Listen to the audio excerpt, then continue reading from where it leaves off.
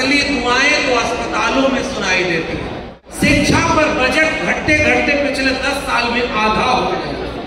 हथियारों को खरीदने का बजट बढ़ाया गया है और सबसे ज्यादा बजट उन्हें दिया गया है जिनकी बैसाखियों के सहारे कोई तीसरी बार प्रधानमंत्री बनकर बैठा है।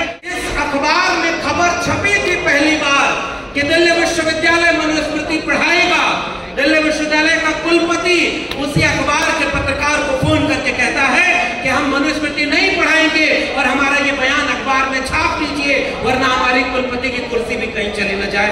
अगर आपका आंदोलन कमजोर होगा तो वो प्रयोग जो तालाब में पत्थर डालकर किया गया था वो फिर से लागू कर दिया जाए। बड़े बड़े कोचिंग मास्टर जो मोटिवेशनल स्पीकर बने हुए हैं वो किसी इंटरव्यू में कहते हैं कि ओबीसी के लोगों ने दुरुपयोग किया है आरक्षण का, शेड्यूल्ड कास्ट और शेड्यूल्ड ट्राइब के लोगों ने दुरुपयोग किया आरक्षण का। और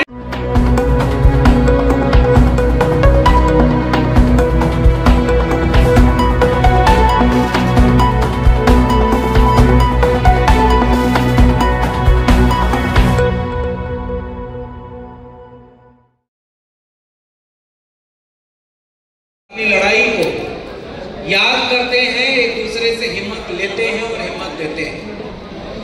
इसलिए कई बार दोहराते हैं हम अपनी मांग को, अपनी बात को, अपनी विचारधारा। धार्मिक किताबों में लिखा जाता है कि धर्म की किताबों को जितनी बार पढ़ेंगे कष्ट दूर होगा, लेकिन हमारी विचारधारा कहती है कि अपनी विचारधारा की बातों को जितनी बार दोहराएंगे उतनी बार कष्ट दूर होने की गुंजाइश ज्यादा पैदा होगी। ऐसी उम्मीद के साथ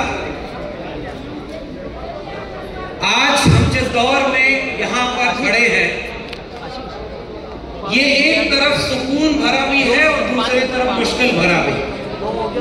सुकून इस बात का है कि जब इस मुल्क में इस बात का इम्तिहान होना था कि कुछ दिन पहले जमहूरियत में लोग वोट देकर के तय करना था कि कौन देश में हुक्मरान बनेगा और वो इस देश को इस मुल्क के आईन से चलाएगा या उसे बदल देगा। इस तरह के जन आंदोलनों का, सामाजिक संगठनों का और ऐसी तमाम बैठकों का ये प्रतिफल है कि संविधान को बदलने की बात करने वाले कमजोर इतना हुए हैं कि अब उन्हें भी सहारे की जरूरत पड़ी है। अब संविधान बदलने की बात करने के पहले संविधान पर माथा झुकाकर तब शपथ लेने गए। ये इस तरह के कार्यक्रमों की ही और इस तरह की वैचारिक गोष्ठियों की ही मैं उपलब्धि मानता हूं। दूसरी बात ये कि जब से ये सारे लोग फिर से सत्ता में आए हैं, इसका मतलब ये है कि विचारधारा की लड़ाई अभी अधूरी है, उससे लड़ा जाना और मुद्दों के आधार पर लड़ी जाएगी। और ऐसे मुद्दे जिसमें हम बार बार ये कह चुके हैं कि हम 85% हैं, हम 90% हैं, लेकिन वो कहां है ये बात अभी तय नहीं हो पाई। वो वाकई कांवड़ ले जाने वाले में 90% हैं या विश्वविद्यालयों में 90% है, स्कूलों में 90% है, ये अभी तय नहीं है। अस्पतालों में मरीज बनकर के जो दवाई के लिए तरस रहे हैं वहां हम 90% हैं या किसी पूंजीपति की कंपनी में सस्ता मजदूर मुहैया कराने वाले हम 90% हैं या विदेश पढ़ने जाने वाले विद्यार्थियों में हम 90% हैं या इस देश को चलाने वाले अधिकारी, कर्मचारी और प्रोफेसरों में हम 90% हैं। ये पता नहीं है, इसीलिए हम कहते हैं कि इस देश में सबसे पहली चीज अगर कोई होनी चाहिए तो वो जातिवार जनगणना। एक बार जनगणना हो जाए ताकि पता चले कि कौन कहां किसका हिस्सा लिए हुए और कौन कहां कितने में गुजारा कर रहा। इंटरनेशनल लेबर ऑर्गेनाइजेशन एक रिपोर्ट अपनी जारी करता है और उस रिपोर्ट में पता चलता है कि 1% से भी कम अरबपति दलित समाज के हैं। 1% के तकरीबन ओबीसी दलित मिलाकर है और आदिवासी एक भी अरबपति नहीं है। फिर हम जानना चाहते हैं कि वो अरबपति कौन है। 2023 2023 के आखिरी दिनों में ऑक्सफैम की रिपोर्ट आती है जो ये कहती है कि 1% आबादी के पास 40.5% संपत्ति का कब्जा है और 3% संपत्ति पर 50% लोग गुजारा कर रहे हैं।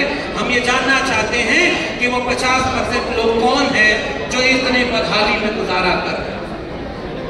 मंदिरों में तो शोर है, असली दुआएं तो अस्पतालों में सुनाई देती है, जहां दवाई नहीं है, इलाज नहीं है। और इस देश में आंदोलनों के नारे हुआ करते थे कि रोटी कपड़ा सस्ती हो और दवा पढ़ाई मुफ्ती है। लेकिन आज के वक्त पढ़ाई और दवाई दोनों महंगी कर दी गई है। आज ही बजट पेश हुआ है, किसानों को 5.5% 2014 में बजट का हिस्सा मिलता था और इस बार वो घटकर 3% हो गया। शिक्षा पर बजट घटते घटते पिछले 10 साल में आधा हो गया। हथियारों को खरीदने का बजट बढ़ाया गया है और सबसे ज्यादा बजट उन्हें दिया गया है जिनकी बैसाखियों के सहारे कोई तीसरी बार प्रधानमंत्री बनकर बैठा है, अपनी कुर्सी बचाई, इसलिए उन बैसाखियों को बजट दिया गया। ये बजट की भाषा ही ऐसी है जो आम लोगों को समझ में नहीं आई। और ऐसे वक्त में उसी संसद में खड़े होकर कहा जा रहा है कि पुरानी पेंशन अब इस देश में नहीं मिलेगी, शिक्षा का अधिकार नहीं मिलेगा। जिसकी जेब में पैसा होगा उसके बच्चे अच्छे स्कूलों में जाएंगे और जिसकी जेब में पैसा नहीं होगा उसके बच्चे अच्छे स्कूलों में पढ़ाई नहीं कर। और हम जानते हैं कि जिस समय ये बात हो रही है वही दिल्ली विश्वविद्यालय कहता है कि हम अपने यहाँ मनुस्मृति पढ़ाएंगे और ताकि वहां पर विवेक पैदा हो और पुरानी परंपरा में लोग जान सके कि भारत में भी कानून की एक किताब थी और उस पर क्रिटिकल एनालिसिस करेंगे। ये इस तरह के जन आंदोलनों की ताकत है कि उसके अगले दिन ही जिस अखबार में खबर छपी थी पहली बार कि दिल्ली विश्वविद्यालय मनुस्मृति पढ़ाएगा, दिल्ली विश्वविद्यालय का कुलपति उसी अखबार के पत्रकार को फोन करके कहता है कि हम मनुस्मृति नहीं पढ़ाएंगे और हमारा ये बयान अखबार में छाप दीजिए वरना हमारी कुलपति की कुर्सी भी कहीं चली न जाए। वो ताकत इस तरह के संगठनों और ऐसे कार्यक्रमों से आई है, इसलिए मैं आपको बधाई देना चाहता हूं।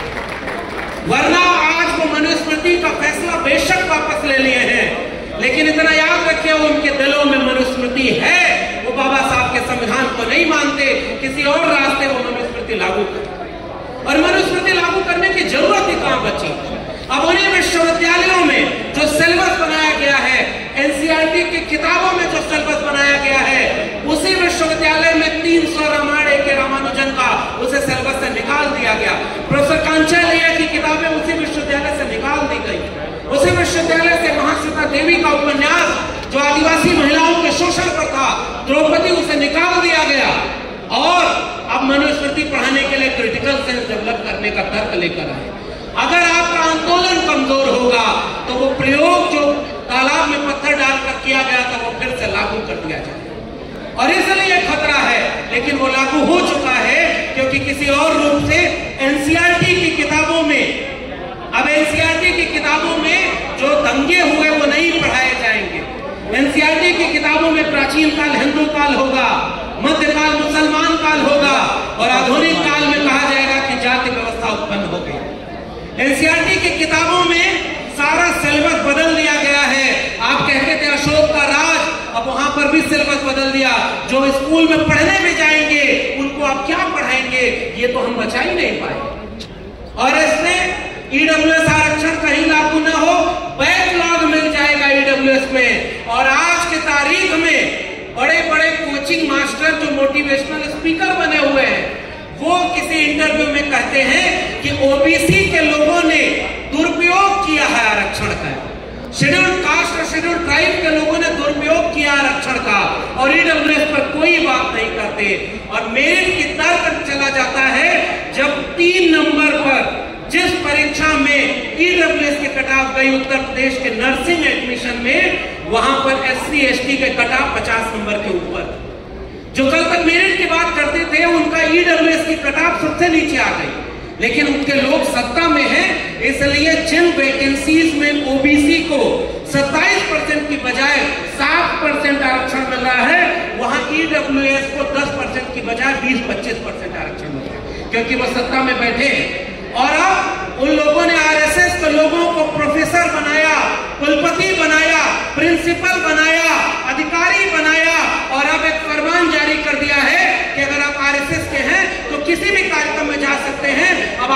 नौकरी नहीं छीनी जाएगी। पता लगाना कि बहुजन महानायकों की बात लिखने पर इस देश में कितने लोगों की नौकरी छीन ली गई है। अब ये देश ऐसे बढ़ता जा रहा है। आरएसएस के लोगों को पहले देश के हर संस्थान में भर दिया गया और अब उनकी रोक हटा दी गई कि आरएसएस के लोग कहीं भी जा करके अपने विचारधारा का प्रचार कर सकते हैं। इसलिए अब इस देश में सीधी लड़ाई है। मुसलमानों को टारगेट करने के लिए नेम प्लेट लगाया जाएगा। तो मैं तो कई बार ये सोचता हूं, आम बेचने का ठेला लगाने वाला अगर नेम प्लेट में लिखा होगा कि ये अभिषेक की दुकान है, तो वो आम कैसे बताएगा कि बाग अकरम की थी जिससे वो आम तोड़ करके अभिषेक बेच रहा। ये आम के पास तो मुंह नहीं है कि वो बताएगा कि किसके हाथ से दूध चल करके उस चाय की दुकान तक पहुंचा है। ये तो एक फर्क जो आर्टिकल 1956 में छुआछूत निरोधक अधिनियम बनाया गया, अब तो फिर से ये छुआछूत लागू करने की बात करते हैं। इसलिए क्योंकि वो मुसलमानों के खिलाफ सामने दिखते हैं, वो इस देश के दलितों और पिछड़ों के खिलाफ हैं। इस बात को हमें कहना होगा और हम मुसलमानों के खिलाफ जो कार्रवाई होगी उसमें भी खड़े होंगे और ये बताएंगे कि किसी दुकान पर किसी धोबी पासी की, किसी निशात मल्ला की, किसी कुर्मी कोयरी अहीर की अगर जाति लिखी होगी तो बताओ उनकी सुचिता भंग होगी कि नहीं होगी।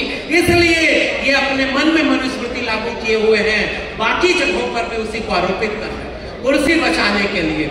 इसलिए मैं आपसे गुजारिश करना चाहता हूं कि अगर इस देश में आज की तारीख में सबसे पहली कोई जन आंदोलन की मांग बननी चाहिए तो वो कास्ट सेंसस होना चाहिए, जातिवार जनगणना होनी चाहिए और जातिवार जनगणना ही देश को बचाएगी और जातिवार जनगणना से ही सबको सबके हिस्से का हक मिलेगा।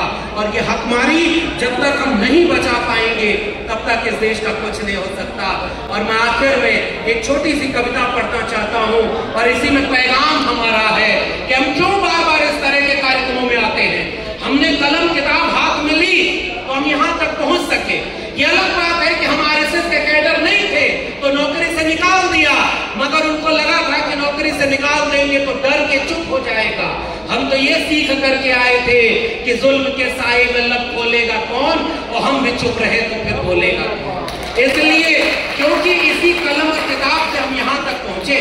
सवाल किसी एक लक्ष्मण यादव की नौकरी का नहीं है, सवाल यह है कि अब इस देश में % से भी सरकारी नौकरियां कम बची हुई हैं, बाकी सब तो प्राइवेट हो गई, तो फिर नौकरी करेंगे कहां।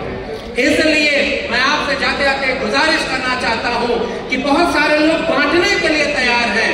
हम मिल करके एकजुट होकर के, बहुजन समाज के लोग एकजुट होकर के संविधान को बचाने के लिए न्यूनतम सहमति पर, अधिकतम सहमति पर नहीं, वरना हम लोग तो तराजू लेकर तौलते हैं कि कौन शुद्ध अम्बेडकरवादी, कौन शुद्ध सामाजिक न्याय की बात करने वाला। न्यूनतम सहमति पर अधिकतम एका बनाइए, वरना लड़ने के बहाने हमारे बीच 1000 मिलेंगे, जोड़ने के बहाने अगर एक मिल जाए तो उसी के बहाने जुड़ जाए और जिम्मेदारी हमारे ऊपर सबसे ज्यादा है।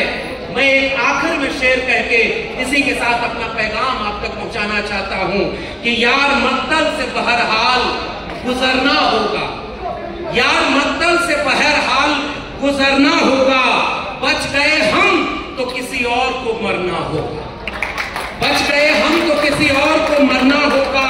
टाल देने से कोई मसला हल नहीं होता, एक न एक दिन कोई फैसला लेना होगा। अगली नस्लों को बर्बादी से बचाने की खातिर जो भी करना है इसी नस्ल को करना होगा। बहुत बहुत धन्यवाद।